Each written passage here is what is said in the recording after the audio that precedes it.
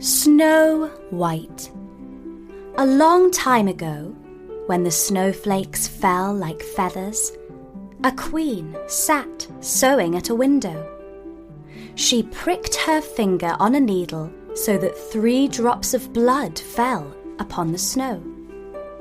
How pretty her red blood looked dazzling on the whiteness. The queen said, "Ah me, if only I had a child with skin as white as snow, and lips as red as blood, and hair as black as the ebony window." In the spring, she had a child who was just as she had imagined, and everyone called her Snow White. But alas, the good queen died, and the king married a new queen whose heart was evil. This wicked queen had a magical mirror, and when she stood and gazed into it, she asked, "Mirror, mirror on the wall, who is the fairest of them all?"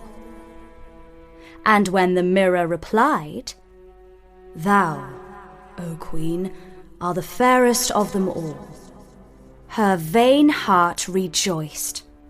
Snow White grew more and more beautiful with every passing year. At last, the time came when the mirror said, "O Queen, if truth be told, Snow White is fairest, now she is 16 years old." And the queen almost smashed the mirror in her rage. The next morning, she summoned a hunter and gave him orders. "Take Snow White out, and don't bother to bring back anything but her heart."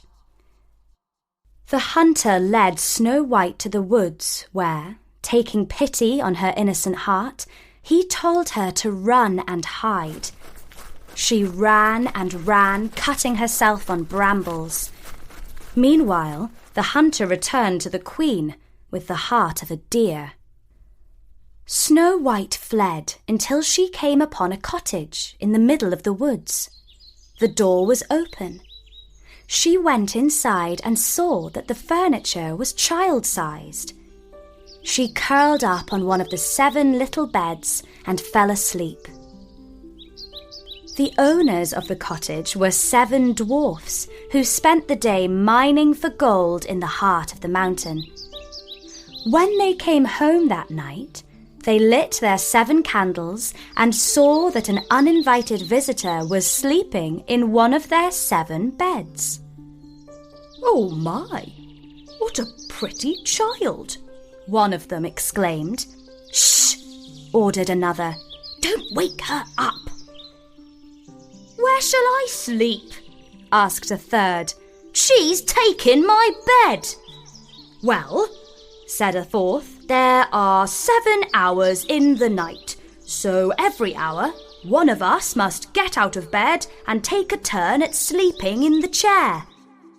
And they all agreed that that was only fair. When the sun rose, Snow White awoke. How frightened she was when she saw the 7 dwarfs. But they were friendly and asked her name. "Snow White," she replied. The eldest dwarf said, "Well, Snow White, if you take care of our house, then you may live here." And Snow White agreed with all her heart. Every morning the 7 dwarfs went out to the mountain, and Snow White stayed at home to cook and keep the house. Meanwhile, the queen asked her mirror, "Who is the fairest of all?" And the mirror answered, "Oh, Lady Queen, though fair ye be, Snow White is fairer far to see. Over the hills and far away, she lives with 7 dwarfs today." "Liar!" screeched the queen in her rage. But soon she realized that the hunter must have tricked her.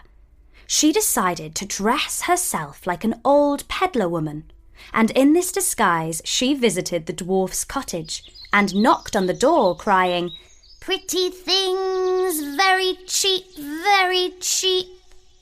Snow White peeped from the window and said, "Good day, good woman. What are your wares?" All sorts of pretty things, my dear. "Thank you," said Snow White. "Your scarves and laces are indeed pretty, but I will not buy any today." It is a pity, said the old woman. But never mind. I will give you this apple, and perhaps you shall remember me another time. The peddler woman took a bite out of the green side of the apple and handed the rest through the window. Snow White thanked the old woman and bit into the fruit. Little did she realize that the wicked queen had poisoned the rosy side of the apple, the part that Snow White now swallowed. That night, when the dwarfs came home, they found Snow White lying upon the floor. No breath came from her lips. They sat round her and wept for 3 whole days. Then they made a coffin of shining glass, laid her in it, and placed her on top of the mountain. It happened that a prince, out hunting, came across the glass coffin. He was very much taken by the pale girl who lay so still inside it, and he thought she must be a statue left there by the ancients.